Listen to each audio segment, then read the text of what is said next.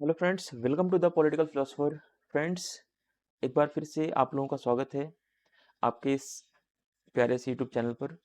और जो test series की श्रृंखलाएं चल रही हैं, ये सीरीज चल रहा है जो हमारा प्रैक्टिस सेशन को लेकर, ये पार्ट नंबर 9 होने वाला है आज। और इसमें कुछ हम भारतीय राजनीतिक संस्थाओं से, या आपका यूनिट नंबर 9 कह लें, उससे कुछ क्वेश्चंस यहाँ पर देखेंगे। और आगे भी कुछ और भी क्वेश्चंस हम इसमें प्रैक्टिस लगाएंगे। ऐसा नहीं कि केवल 20 क्वेश्चन में ही इसको हम स्किप कर देंगे, है ना। अभी आपके पास लगभग 14 डेज के आसपास आपका टाइम और बचा है। तो आप 14 डेज में अपनी प्रिपरेशन को इस तरीके से कीजिए कि चीजें आपसे और बेहतर तरीके से हो पाए, ठीक है। तो कोशिश कीजिए कि पहले आप क्वेश्चंस की प्रैक्टिस लगाएं अच्छे तरीके से जितना मैक्सिमम हो पाए। उसके बाद जिस यूनिट से, जिस टॉपिक से क्वेश्चन गलत हो रहे हैं, उनको टॉपिक्स को आप एक बार दोबारा से रिपीट कर लें।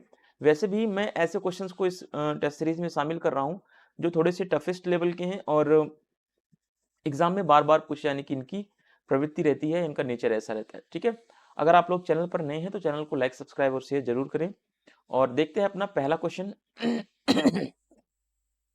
सॉरी, थोड़ी सी कफ एंड कोल्ड की वजह से, दिल्ली में पोल्यूशन की वजह से थोड़ा सा गला खराब ही रहता है हमेशा, ठीक है।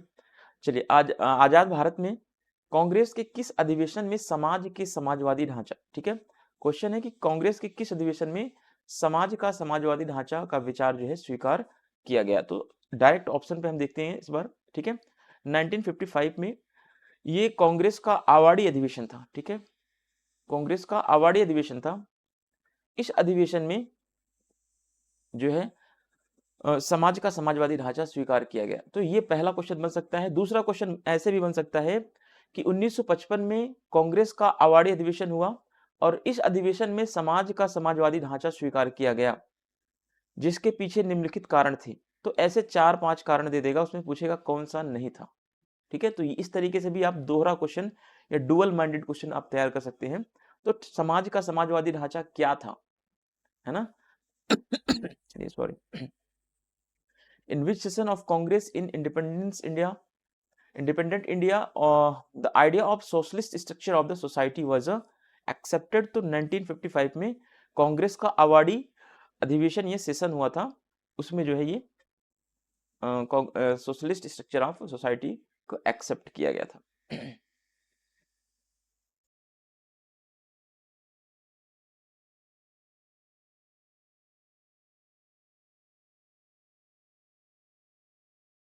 चलिए, क्वेश्चन नंबर 2 देखते हैं। कथन कारण वाले क्वेश्चन है। चलिए, भारत में पंचवर्षीय योजना के रूप में नियोजित आर्थिक विकास को प्रस्तुत किया गया। क्या ये बात सही है कि एक प्लान्ड इकोनॉमिक डेवलपमेंट इंट्रोड्यूस किया गया था, वो भी 5 ईयर प्लान के थ्रू, ठीक है। क्या ये बात सही है? तो बिल्कुल बात सही है। भारत में जो आर्थिक विकास की एक रणनीतियां स्टार्ट की गई थी, वो पंचवर्षीय योजना के तहत ही शुरू की गई। तो पहला कथन बिल्कुल सही है। कारण देखते हैं। 1991 से भारत में आर्थिक क्षेत्र में उदारीकरण को अपनाया गया। तो बिल्कुल सही है, ये भी बात सही है। लेकिन दोनों बातें क्या हैं? अलग अलग हैं। एक तरफ भारत में पंचवर्षीय योजना के माध्यम से आर्थिक विकास की बात की जा रही है, तो दूसरी तरफ जो है उदारीकरण की बात की जा रही है अर्थव्यवस्था के क्षेत्र में। ठीक है, तो दोनों बातें सही हैं, लेकिन सही व्याख्या नहीं है। ऑप्शन नंबर बी आपका करेक्ट हो जाएगा। स्टेटमेंट है, the planned economy developed was introduced in the India from the 5 year plans. तो बिल्कुल करेक्ट है, ठीक है। Liberalisation was adopted in the economic sector in in since in India since 1991। तो बिल्कुल सही है। 1991 से इंडिया ने एलपीजी को एक्सेप्ट कर लिया, ठीक है। एलपीजी को एक्सेप्ट किया, अपने यहाँ उदारीकरण की पॉलिसीज लाई, लिबरलाइजेशन की पॉलिसीज लाता है, जिससे कि इकोनॉमिक सेक्टर्स में जो है भारत को और अच्छा इन्वेस्टमेंट मिल सके और अच्छा निवेश मिल सके। बहुत सारी चीजें थी, ठीक है। तो दोनों बातें सही हैं, लेकिन सही एक्सप्लेनेशन नहीं कर पा रहा है। दोनों बातें अलग अलग भी हैं, इस वजह से सही आपका एक्सप्लेनेशन नहीं हो पा रहा है। चलिए, क्वेश्चन नंबर 3 देखते हैं। आजाद भारत में राज्यों का पुनर्गठन एक बड़ी चुनौती के रूप में प्रस्तुत हुआ था। तो बिल्कुल सही है कि जब भारत आजाद हुआ तो राज्यों के पुनर्गठन के लिए भारत के सामने एक बहुत बड़ा चैलेंज उत्पन्न हुआ कि इन राज्यों को कैसे इकट्ठा किया जाए, इन राज्यों का कैसे ऑर्गेनाइजेशन किया जाए, कैसे गठन किया जाए, ठीक है, क्योंकि अलग अलग तरीके से अलग अलग डिमांड चल रही थी, कहीं पर भाषा के आधार पर, कहीं पर धर्म के आधार पर, कहीं पर जाति के आधार पर। तो इस तरीके से राज्यों की मांग अलग अलग तरीके से चल रही थी। तो अभी भारत जो है रिसेंटली आजाद ही हुआ है, तो उसके सामने इतनी बड़ी चैलेंजेस आ गई हैं कि राज्यों का पुनर्गठन कैसे किया जाए।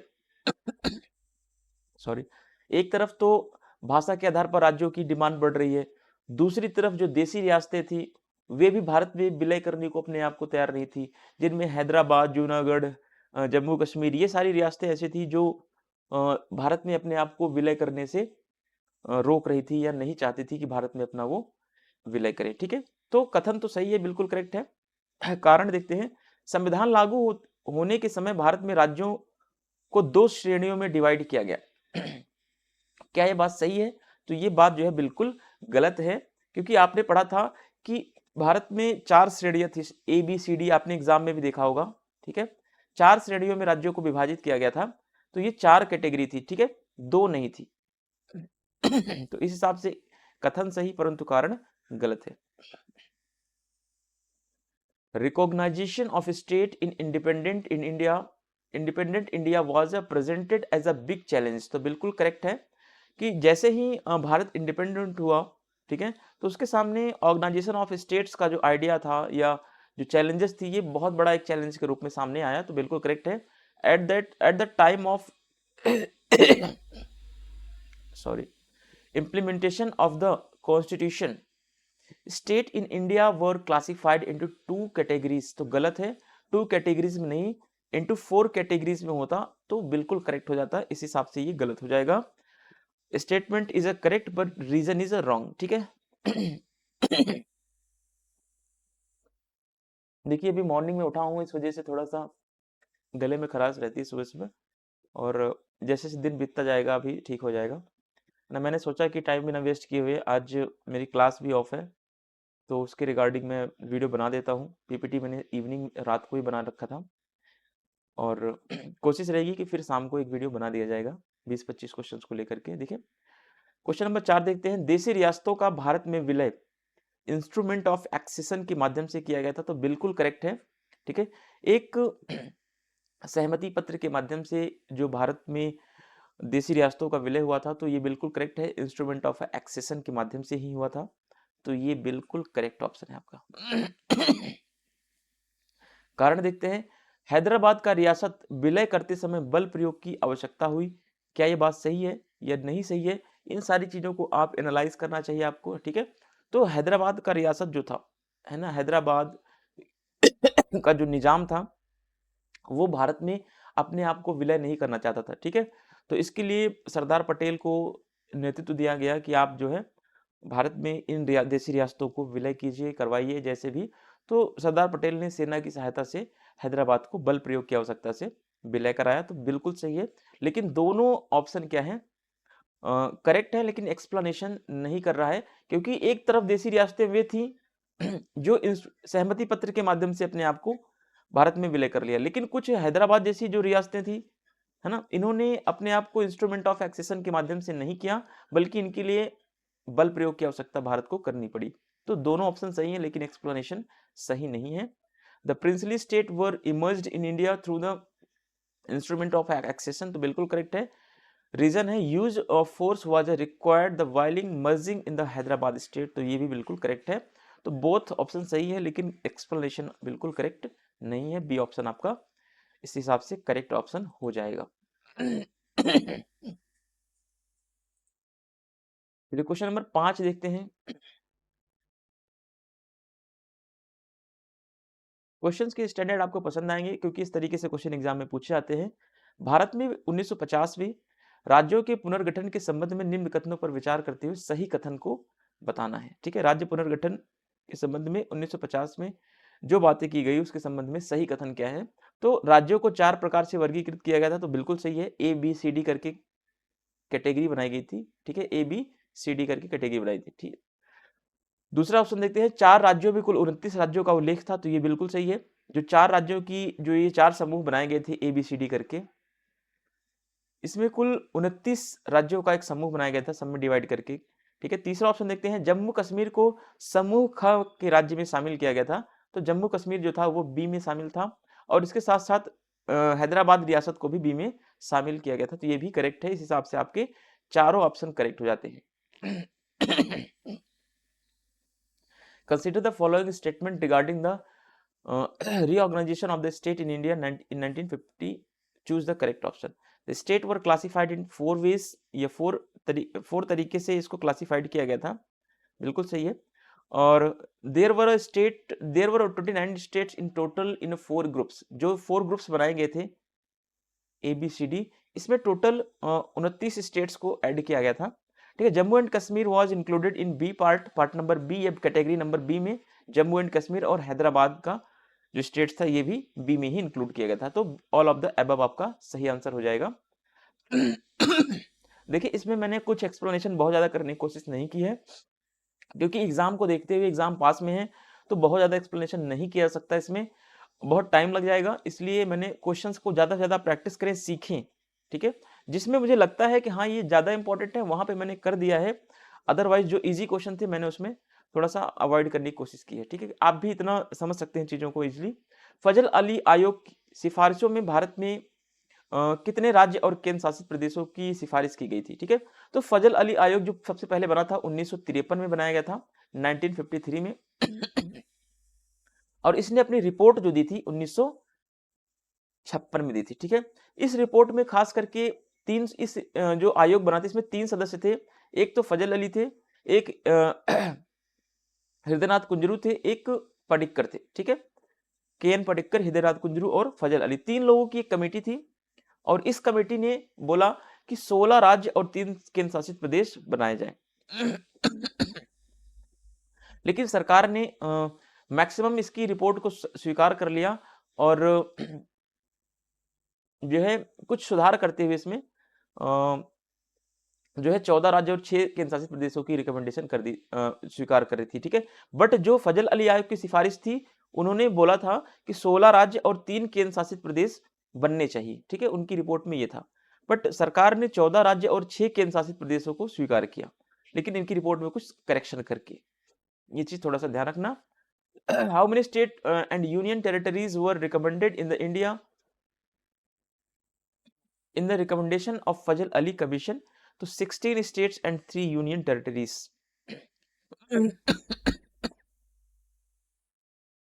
Sorry friends. फजल अली आयोग। ठीक है।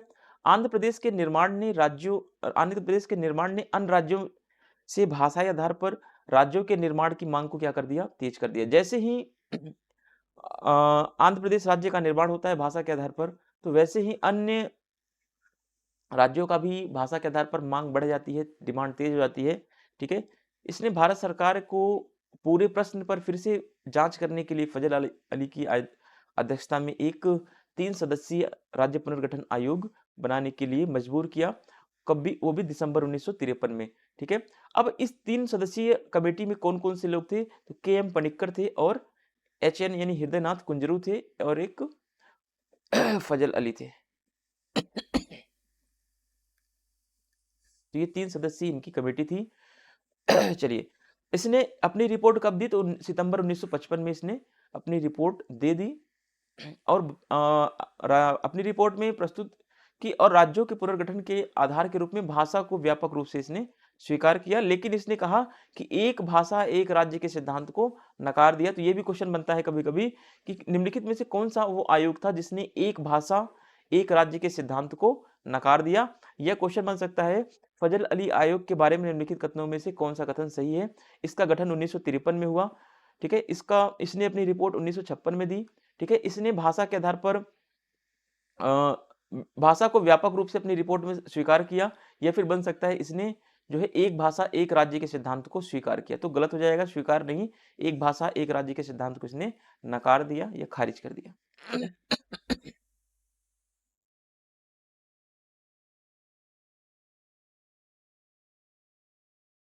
इसका विचार था कि भारत की एकता को देश की राजनीतिक इकाइयों के किसी भी पुनर्निर्धारण में प्राथमिक विचार के रूप में माना जाना चाहिए। आयोग ने मूल संविधान के तहत राज्यों के 4 गुना वर्गीकरण को समाप्त करने और 16 राज्यों और 3 केंद्र शासित प्रदेशों के निर्माण का इसने सुझाव दिया था। यही क्वेश्चन पूछा गया है।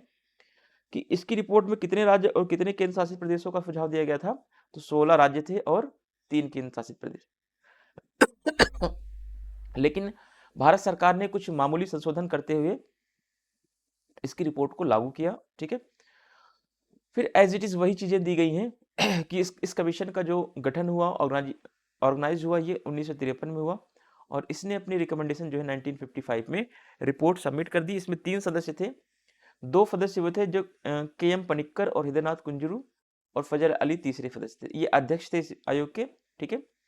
इसने क्या किया, इसने रिजेक्ट किया कि principle of one language and one state, ठीक है, वन लैंग्वेज वन स्टेट के प्रिंसिपल को इसने क्या कर दिया, रिजेक्ट कर दिया। और इसकी जो रिपोर्ट में रिकमेंडेशन आई वो भी 16 स्टेट्स को इसने, 16 स्टैंडर्ड को या 16 स्टेट को इसने रिकमेंड किया और 3 यूनियन टेरिटरीज को इसने अपनी रिपोर्ट में बताया कि ऐसा ऐसा स्टेट का फॉर्मेशन होना चाहिए।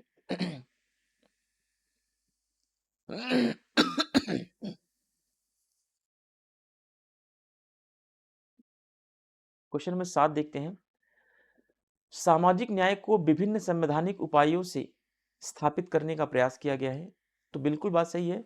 सामाजिक न्याय का मतलब है जो भारत में सामाजिक और आर्थिक रूप से पिछड़े हैं उनके कल्याण के लिए बहुत सारे संविधान में उपाय किए गए हैं, जैसे आरक्षण की व्यवस्था, है ना। ये सब क्या है, सामाजिक कल्याण के उपाय हैं। तो यही सामाजिक कल्याण के उपाय संविधान में भी किए गए हैं, संवैधानिक उपायों के माध्यम से भी किए गए हैं। तो बात बिल्कुल सही है कि सामाजिक न्याय को विभिन्न संवैधानिक उपायों से स्थापित करने का प्रयास किया गया है। क्यों किया गया है, क्योंकि भारतीय राजनीति के निर्धारण में सामाजिक न्याय एक आदर्श के रूप में स्थापित हुआ है, तो इसलिए किया गया है, ठीक है। क्योंकि भारतीय राजनीति के निर्धारण में सामाजिक न्याय का एक बहुत बड़ा महत्व है, यह एक बहुत बड़ा आदर्श है, ठीक है। जैसा कि हमारे प्रस्तावना में भी सामाजिक न्याय की बात की गई है, तो वो चीज भी आप थोड़ा सा ध्यान रखेंगे तो इस हिसाब से कथन और कारण दोनों सही हो जाएंगे और कथन कारण की सही व्याख्या भी हो जाएगी, ठीक है। स्टेटमेंट है, attempts have been made to establish social justice through the various constitutional measures। तो बिल्कुल करेक्ट है, because social justice has been established as an Indian determining in Indian politics। तो ये भी बिल्कुल करेक्ट है और करेक्ट एक्सप्लेनेशन भी कर रहा है। क्वेश्चन नंबर 8 देखते हैं, मैचिंग के लिए है। सॉरी गाइस, मैच कराने से सिक्किम 1975 में बना, नागालैंड जो है आपका ये 1963 में बना, तेलंगाना सबको पता है 2014 में बना, आंध्र प्रदेश 1953 में बना। इस तरीके से आप मैचिंग करा सकते हैं। Sorry friends.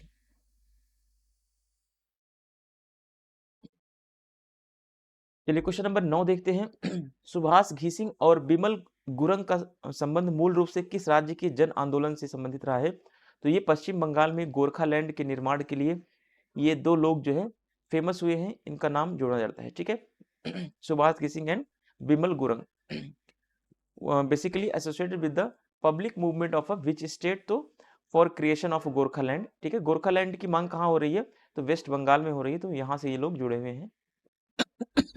रजनी कोठारी ने भारतीय राज्य व्यवस्था के लिए कांग्रेस सिस्टम शब्द का प्रयोग किया या उपयोग किया। तो ये याद रखना, कांग्रेस सिस्टम शब्द जो है किससे जुड़ा हुआ है, तो रजनी कोठारी से जुड़ा हुआ है। तो रजनी कोठारी ने भारतीय राज्य व्यवस्था के लिए, इन्होंने कहा कि जो भारत में राजनीतिक व्यवस्था है उसको कांग्रेस सिस्टम के नाम से जाना जाता है। क्यों जाना जाता है कांग्रेस सिस्टम के नाम से भारतीय राज्य व्यवस्था को? क्योंकि 1951 से लेकर 1967 तक केंद्र में और राज्य में दोनों स्तर पर कांग्रेस का प्रभुत्व रहा है, दोनों स्तर पर कांग्रेस की सरकार बनी रही है। तो इस हिसाब से किसी अदर पार्टी का प्रभुत्व नहीं दिखाई देता है, तो इसलिए रजनी कोठारी ने भारतीय राजनीतिक व्यवस्था को कांग्रेस सिस्टम के नाम से संबोधित किया या इस शब्द का उपयोग भारतीय राज्य व्यवस्था के लिए किया है। अब कारण देखते हैं। कारण था कि रजनी कोठारी का जो भारतीय राज्य व्यवस्था के लिए कांग्रेस सिस्टम शब्द का प्रयोग करना, कारण क्या था कि भारत के 4 आम चुनावों तक, चाहे वो लोकसभा हो चाहे विधानसभा हो, केंद्र में तथा राज्य स्तर पर कांग्रेस पार्टी का प्रभुत्व दिखाई दिया। इसीलिए जो है रजनी कोठारी ने भारतीय राजनीतिक व्यवस्था के लिए कांग्रेस सिस्टम शब्द का प्रयोग कर दिया। इसमें कोई बुराई नहीं थी, तो बात बिल्कुल करेक्ट है। ऑप्शन और रीजन दोनों सही है और कथन कारण की सही व्याख्या भी कर रहा है। इस हिसाब से ऑप्शन नंबर ए आपका करेक्ट हो जाएगा। Rajni Kothari use the term of Congress system, ठीक है, ध्यान रखना, फॉर इंडियन पॉलिटिकल सिस्टम। इन्होंने इंडियन पॉलिटिकल सिस्टम के लिए टर्म यूज किया कांग्रेस सिस्टम। क्यों किया? क्योंकि इन्होंने बताया कि four general election till the four general election of India the dominance of a Congress party was a seen in Lok Sabha at the Vidhan Sabha at the centre and the state level. तो बिल्कुल सही है, क्योंकि 1951 से लेकर 1967 तक स्टेट में और सेंट्रल में, ठीक है, दोनों जगह जो है कांग्रेस का डोमिनेंस रहा। इंडियन पॉलिटिकल सिस्टम में कांग्रेस का ही क्या रहा, डोमिनेंस रहा। और इसी के बेस पर इन्होंने बोल दिया कि भारत में जो राजनीतिक व्यवस्था है उसको क्या बोला इन्होंने, कांग्रेस सिस्टम व्यवस्था, या कांग्रेस ही भारत में राजनीतिक व्यवस्था है। ठीक है, इस तरीके से इनके स्टेटमेंट है। तो ए वाला ऑप्शन करेक्ट हो जाएगा। Both statement and reason are correct and reason is the correct explanation of a statement. चलिए, इजी क्वेश्चन है लेकिन गलतियां यहां पर बहुत होंगी। ठीक है, देखने में जितना इजी लग रहा है ये उतना ही गलत करवाने के चांसेस बढ़ाता है। तो भारतीय राजनीति में गठबंधन का मूल दौर कब से प्रारंभ माना जाता है? तो 1989 से माना जाता है गठबंधन का मूल दौर। When is the era of a coalition in Indian politics basically considered to have started? तो 1989 से। क्वेश्चन नंबर 12 देखते हैं।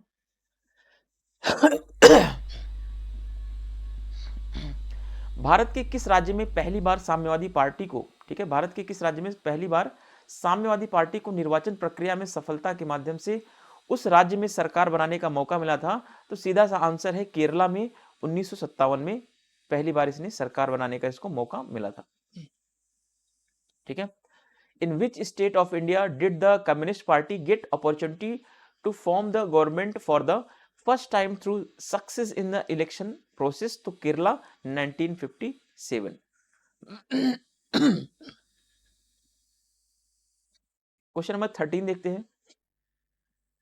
स्वतंत्र पार्टी के बारे में कथन है इसमें, देखिए, स्वतंत्र पार्टी का गठन कांग्रेस की समाजवादी नीतियों से असंतोष के परिणाम स्वरूप किया गया था। तो बिल्कुल सही है, क्योंकि जो स्वतंत्र पार्टी का गठन किया गया था ये किया गया था आपका 1959 में, 1959 से लेकर ये 1974 तक रहा है। ठीक है, 1974 में इसका अस्तित्व समाप्त हो गया।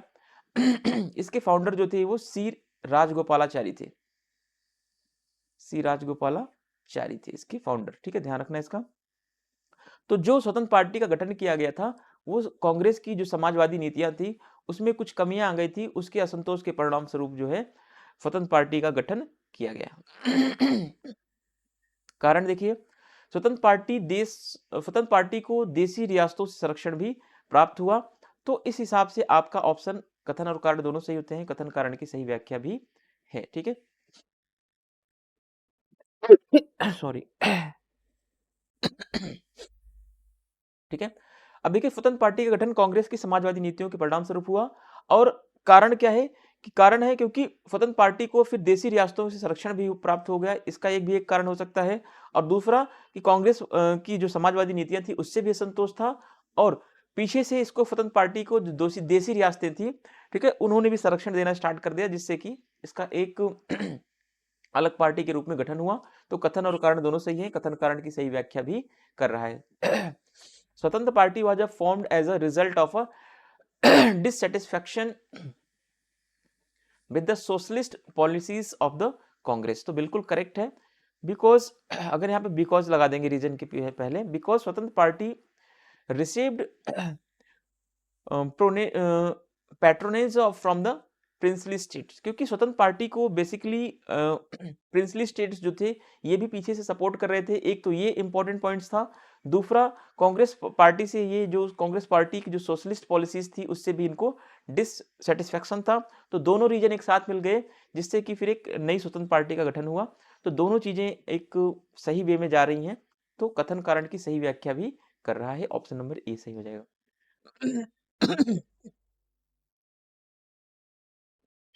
भारतीय लोकसभा के प्रथम चुनाव में दूसरी सबसे बड़ी पार्टी कौन सी थी? तो भारतीय साम्यवादी दल कम्युनिस्ट पार्टी ऑफ इंडिया थी, बिल्कुल करेक्ट ऑप्शन है। Which was the second largest party in the first election of the Indian Lok Sabha? तो communist party of India. Congress दल को प्राप्त निशान जो हाथ का पंजा मिला हुआ है, है ना, इसको मैंने ग्रुप में भी शेयर किया था अपने टेलीग्राम वाले में। कांग्रेस को पहले 2 बैलों की जोड़ी कब मिली, फिर इसको हाथ का पंजा कब मिला, है ना? तो इस हिसाब से मैंने शेयर किया था ईयर वाइज, ठीक है? तो इसको कांग्रेस दल को, जो कांग्रेस पार्टी है, इसको हाथ का पंजा का निशान कब मिला? तो 1978 में मिला है, ठीक है? In which year did the Congress party get the symbol, get the hand symbol, ठीक है? तो 1978।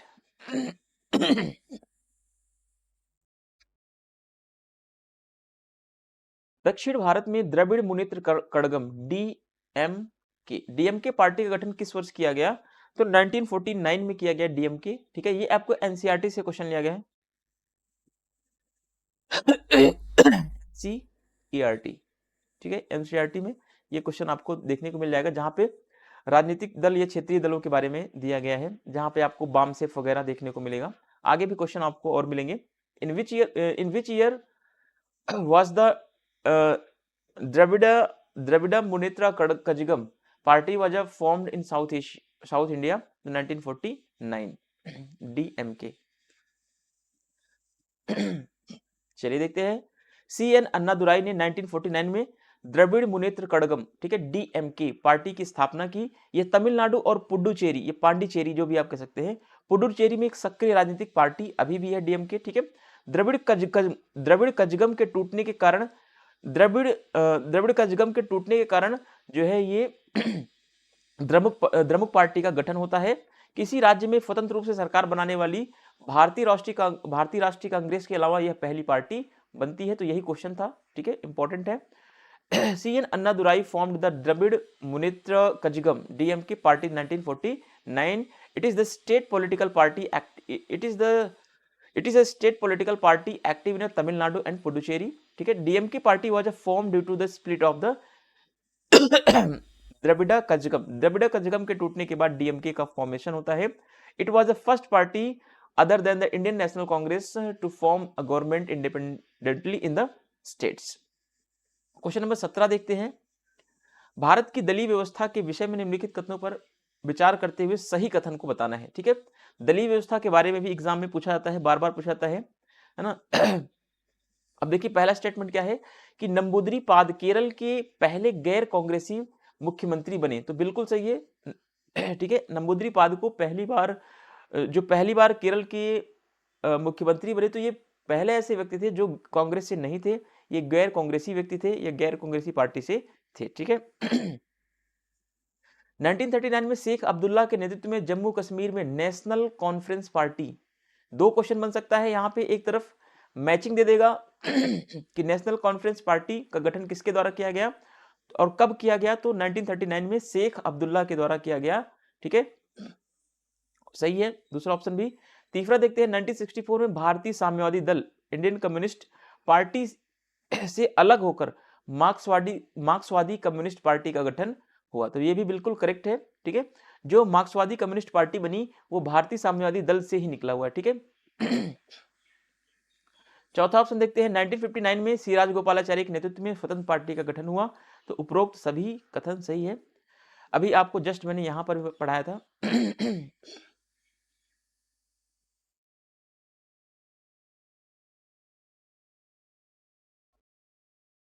स्वतंत्र पार्टी के लिए मैंने आपको बताया था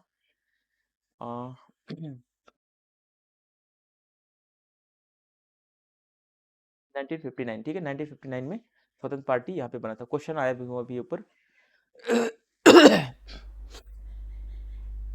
अब ये चीज ध्यान रखना, ये PYQ क्वेश्चन नहीं है, प्रीवियस क्वेश्चन नहीं है, ये टेस्ट सीरीज है। अगर ये आपने कर लिया अच्छे तरीके से, ठीक है, तो टेस्ट सीरीज आपको एग्जाम में मजबूती प्रदान करती है। PYQ आप याद करके आपको ये ध्यान रख सकते हैं, ये आपको पता चलता है कि क्वेश्चंस का पैटर्न कैसा आता है, ठीक है? Consider the following statement about the party system of India and choose the correct option, ठीक है? Namboodiripad become the first non Congress chief minister of Kerala. तो बिल्कुल सही है। In 1939, the National Conference was formed in Jammu Kashmir under the leadership of a Sheikh Abdullah, ठीक है? तो शेख अब्दुल्ला के लीडरशिप में ये जो है नेशनल कॉन्फ्रेंस पार्टी का गठन होता है 1939 में। फिर 1964 में the Marxist communist party was formed, ठीक है?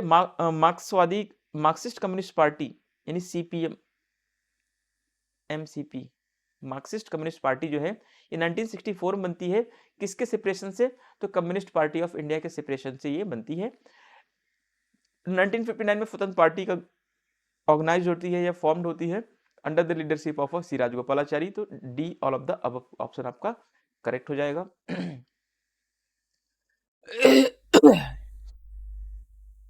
अब देखिए 51 नंबर क्वेश्चन, भारत में 1951 में श्यामा प्रसाद मुखर्जी के द्वारा भारतीय जनसंघ की स्थापना की गई। तो बिल्कुल सही है, भारतीय जनसंघ की स्थापना 1951 में श्यामा प्रसाद मुखर्जी ने की थी। कारण देखते हैं, आजाद भारत के मंत्रिमंडल में, आजाद भारत के पहले मंत्रिमंडल में श्यामा प्रसाद मुखर्जी कैबिनेट मंत्री थे। ये भी बिल्कुल सही है, लेकिन दोनों चीजें अलग है। एक तरफ श्यामा प्रसाद मुखर्जी के बारे में कह रहा है कि ये आजाद भारत में कैबिनेट में या मंत्रिमंडल में, या पहले मंत्रिमंडल में कैबिनेट मंत्री थे, तो ये अलग बात है। दूसरी बात, यहाँ पे जनसंघ की स्थापना की बात की जा रही है, तो ये भी अलग बात है। दोनों बातें अलग हैं और दोनों बातें सही हैं, लेकिन ठीक है, दोनों सही हैं लेकिन व्याख्या नहीं है। तो इस हिसाब से बी ऑप्शन आपका सही हो जाएगा। Bharatiya Jana Sangh was formed by Shyama Prasad Mukherjee in 1951, बिल्कुल करेक्ट है। Shyama Prasad Mukherjee was cabinet minister in the first cabinet of independent India. तो ये भी करेक्ट है। दोनों बातें अलग हैं, क्योंकि एक तरफ इन्होंने जो जनसंघ की स्टैब्लिश की बात किया जा रहा है, दूसरी तरफ इनके फर्स्ट कैबिनेट मिनिस्टर बनने की बात की जा रही है। दोनों बातें तो सही हैं, लेकिन क्या है, दोनों अलग अलग चीजें हैं। तो इसलिए ऑप्शन नंबर बी आपका करेक्ट हो जाएगा, एक्सप्लेनेशन सही नहीं है।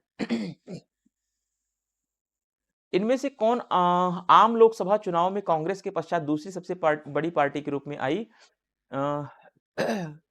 इनमें से कौन से आम चुनावों में लोकसभा में कांग्रेस के पश्चात दूसरी सबसे बड़ी पार्टी के रूप में स्वतंत्र पार्टी, ठीक है, स्वतंत्र पार्टी ने स्थान प्राप्त किया? तो स्वतंत्र पार्टी ने 1967 में चौथे आम चुनाव में जो है सबसे बड़ी पार्टी का दर्जा इसको मिला, ठीक है।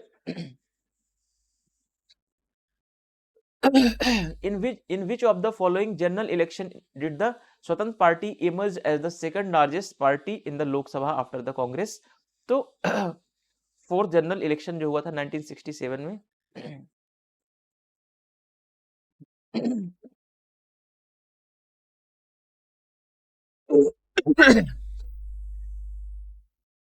क्वेश्चन नंबर 20 और आज का अंतिम प्रश्न देखते हैं। भारत में नियोजित विकास के संदर्भ में निम्न कथनों में से कौन सा कथन सही है, इसकी पहचान करना है। भारत में मिश्रित अर्थव्यवस्था के मॉडल को अपनाया गया था। तो भारत में मिश्रित अर्थव्यवस्था का मॉडल अपनाया गया था, बिल्कुल करेक्ट बात है, बिल्कुल सही बात है, ये 100% सत्य है, ठीक है। वैश्वीकरण के साथ ही भारत में औद्योगिक लाइसेंस की नीति को उदार बनाया गया, यानी कि वैश्वीकरण को जब अपनाया गया तो कोटा की पॉलिसीज को लाइसेंस की पॉलिसीज में क्या हुआ, उदारीकरण लाया गया, इसको आसान बनाया गया, उदार किया गया, ठीक है। तो बिल्कुल सही है। नियोजित विकास के लिए पंचवर्षीय योजनाओं को निर्मित किया गया, यानी प्लान डेवलपमेंट कैसे करना है, हमें एक सिस्टमेटिक तरीके से विकास कैसे करना है, तो इसके लिए भारत में पंचवर्षीय योजना या 5 ईयर्स प्लान को रिकमेंड किया गया या निर्माण किया गया या उसको निर्मित किया गया। तो ये भी सही है, तीसरा ऑप्शन भी आपका सही है, 1 2 3 सही है अभी तक। चौथा देखते हैं, प्रथम पंचवर्षीय योजना में कृषि क्षेत्र को प्राथमिकता दी गई, तो ये भी बिल्कुल सही है, ठीक है। इस हिसाब से ऑप्शन नंबर चारों सही हैं। अब देखिए मैंने चारों अधिकतर जहां पे बड़े बड़े स्टेटमेंट दिए हैं वहां पे मैंने चारों ऑप्शन इसलिए सही किया क्योंकि सारी चीजें आपको पता चले, ज्यादा से ज्यादा चीजें आप एक्सेप्ट कर पाए, ठीक है। तो इस हिसाब से डी ऑप्शन आपका सही हो जाएगा, चारों ऑप्शन आपके सही हैं। The identify the correct statement from the following with the reference of a plan development in India, ठीक है। तो mixed economy model was adopted in India, ठीक है। With the globalization, industrial licensing policy in India was liberalized. तो licence की policy, Kota की policy को क्या किया गया, खत्म किया गया, कम किया गया, इसको रिड्यूस किया गया, ठीक है, या फिर कह ले लिबरलाइज्ड किया गया इसको। 5 year plan were formulated for the plan development. तो प्लानिंग अच्छे तरीके से कैसे हो, प्लान डेवलपमेंट कैसे आगे बढ़े, तो इसके लिए 5 ईयर्स प्लान को लाया गया। Priority was given to agriculture sector in the first 5 year plan. तो फर्स्ट 5 ईयर प्लान में जो है एग्रीकल्चर को मेन प्रायोरिटी दी गई, ठीक है, क्योंकि अभी रिसेंटली हमारा देश आजाद हुआ था, तो हमारी जो इकोनॉमी थी या हमारा जो पॉपुलेशन था वो बेसिकली अभी भी क्या था, पूरी तरीके से लगभग 90% जो था वो एग्रीकल्चर पर ही हम लोग डिपेंड थे, ठीक है। अब यहाँ से क्या होता है, एग्रीकल्चर के बाद सेकंड जो है 5 ईयर प्लान आता है, तो उसमें कुछ इंडस्ट्रियलाइजेशन को प्रोग्रेस किया जाता है, इंडस्ट्री पर फोकस किया जाता है, बड़े बड़े उद्योग रूस की सहायता से लगाए जाते हैं। वो सारी चीजें आपने डिटेल में पढ़ना है जब हम भारत में राजनीतिक प्रक्रिया को पढ़ेंगे, वो सारी चीजें हम वहां पर अच्छे तरीके से और डिटेल में पढ़ेंगे। फिलहाल के लिए अभी इतना आप जरूर याद रखें, ठीक है। तो अब इतनी चीजें अगर आपको क्लियर हुई हो तो आप एक बार रिवीजन कर सकते हैं। 20 क्वेश्चन, ये 20 क्वेश्चन आपको एग्जाम में मैं गारंटी लेता हूं, जितने भी मैं टेस्ट सीरीज करा रहा हूं इसमें से आपको कम से कम 20 से 30 क्वेश्चन आपके एग्जाम में देखने को मिलेंगे, चाहे वो डायरेक्ट मिले चाहे वो इनडायरेक्ट मिले। और दूसरी बात मैंने अपने टेलीग्राम चैनल पर एक पीडीएफ शेयर किया है फॉरेन पॉलिसी की, ठीक है, भारत की विदेश नीति की। तो वो लगभग 240 पेज की है, लेकिन मैंने जो अपने नोट्स में बनाया था वो 20 पेज में बनाया है, ठीक है। वो 20 पेज को आप वन डे में रिवीजन कर सकते हैं। और यहाँ से मैं हर बार यही क्वेश्चन पढ़ के आता था, यही अपनी पीडीएफ पढ़ता था, और यहाँ से लगभग 7 से 8 क्वेश्चन हर बार मैं इजिली कर लेता था, ठीक है। तो 7-8 क्वेश्चन आपको वहां से आराम से मिल जाएंगे। तो आप टेलीग्राम चैनल को भी ज्वाइन कर लीजिए, वहां पे आपको जो भी टेस्ट सीरीज की पीडीएफ हैं, जो भी चीजें होती हैं, इंपॉर्टेंट चीजें, नोटिफिकेशन, पीडीएफ है ना, वीडियोस, सारी चीजें आपको वहां पर मिल जाती हैं। और चैनल पर आप नए हैं तो प्लीज चैनल को लाइक, सब्सक्राइब और शेयर जरूर करें। Thank you, thanks for watching. मिलते हैं नेक्स्ट वीडियो में, ठीक है।